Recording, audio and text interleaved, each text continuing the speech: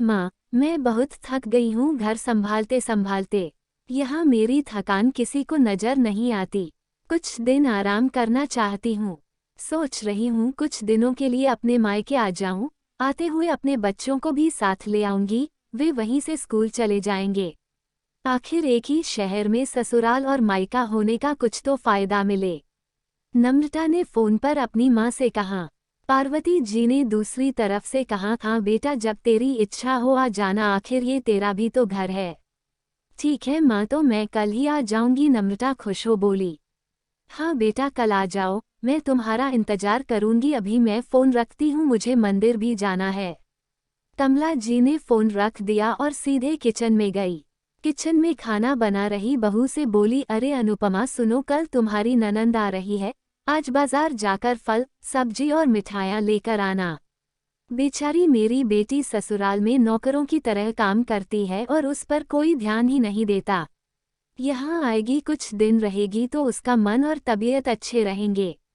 सास के मुंह से ऐसी बातें सुनकर अनुपमा का चेहरा उतर गया। वो मन ही मन सोचने लगी, काश आपको मेरी थकावट भी नजर आती। मैं भी दिन रात झाड़ू पोछा, बर्तन, खाना बनाना, मार्केट जाना और हर वो काम करती हूँ जिससे हमारे परिवार वालों को कोई दिक्कत ना हो। काश आप मुझ पर भी ध्यान दे पाती। आपकी बेटी तो जब मन में आता है तब यहाँ आ जाती है, लेकिन मैं साल में एक बार ही अपनी माँ के पास जाती हूँ, तब भी आपको प्रॉब्लम होती है। मैं भी इंसान हूँ, मेरा भी मन है, मुझे भी लगता है अपने माँ के पास जाकर थोड़ा आराम करूँ, सुख दुख की दो चार बातें करूँ, अपना मन हल्का करूँ। भगवान, अब तुम ही कुछ करो ताकि मेरी सांस की आंखें खुले और उसे मेरी थकावट भी नजर आए। शाम तक भगवान ने जैसे अनुपमा की सुन ली और उसकी ननंद का फोन आया। ननंद ने अपनी माँ से कहा कि उसकी सास ने उसे मायके आने के लिए मना कर दिया है, इसलिए इस बार वो नहीं आ सकती।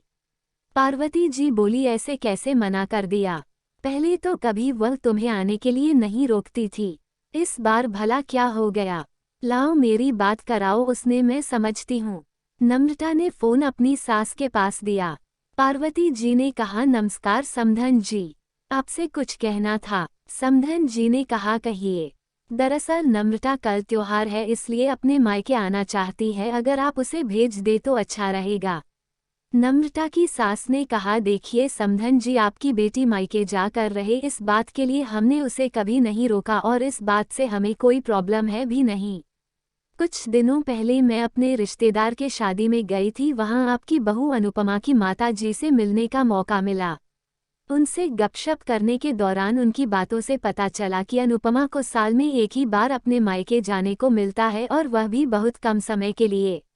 मुझे लगता है आपको पहले अनुपमा को उसके मायके भेज देना चाहिए और वह जब मायके होकर आ जाएगी तो मैं नम्रता को आपके पास भेज दूंगी। एक बहुत जरूरी बात जो मुझे लगता है आपको समझ लेनी चाहिए कि आपको अपनी बहू को भी बेटी की तरह या बेटी से भी ज्यादा प्यार देना चाहिए। उसे भी मायके जाने की इच्छा होती होगी। हो सकता है नम्रता के वहां आने से उसकी आवभगत करने के लिए आप उसे उसके मायके नहीं भेजती होंगी, या फिर वह आपसे कुछ कहने से अभी डरती हो। अगर आप उसको घर में ही कैद रखेगी तो एक दिन ऐसा आएगा जब वह आपके खिलाफ बोलने लगेगी। फिर वह आपकी सुनेगी भी नहीं और जब चाहे तब अपने मायके जाएगी। ऐसी परिस्थिति आए, इससे अच्छा है कि आप ही कुछ बदलाव अमल में ले आए जिससे आपका रिश्ता और रिश्ते की मिठास खराब ना हो। पार्वती को अपने समधन के हर एक शब्द में सच्चाई नजर आई। उन्हें महसूस हुआ कि उन्होंने अपनी बेटी के प्यार में अंधे होकर कभी भी अपनी बहू के मन का विचार नहीं किया। उन्होंने हमेशा ही अपनी बेटी को अपने बहू से ऊपर रखा। दूसरी तरफ नम्रता भी अपनी भाभी के बारे में हो रही इस बातचीत को सुन रही थी। उसने भी रियलाइज किया कि वो कभी भी अपनी भाभी के साथ ठीक से बात नहीं करती और जब जब वह अपने मायके जाती है तो भाभी थोड़ी उदास रहती है। पार्वती जी ने अपनी बहू को बुलाया और उसे कहा कि अनुपमा कुछ दिनों के लिए नम्रता नहीं आने वाली है, इसलिए पहले तुम अपने मायके होकर आओ। ये सुनते ही अनुपमा का चेहरा खिल गया, क्योंकि यह पहली बार था जब उसकी सास ने सामने से उसे अपने मायके जाने के लिए कहा था। अगले दिन अनुपमा अपने मायके गई और इस बार एक दो दिन नहीं, पूरे हफ्ते भर।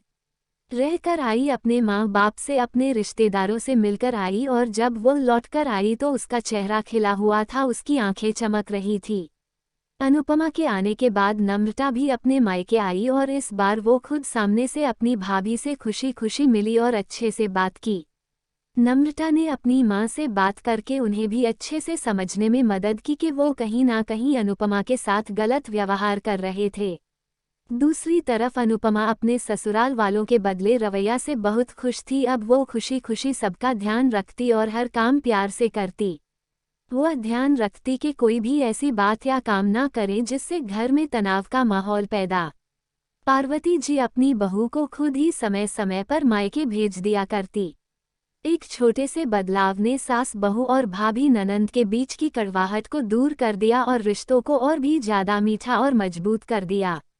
अगर आपको मेरी कहानी पसंद आए तो प्लीज़ मेरे चैनल को सब्सक्राइब कीजिए। मेरी कहानी सबसे पहले सुनने के लिए बेल आइकन को ऑल पर रखी है। तब तक के लिए हर हर महादेव।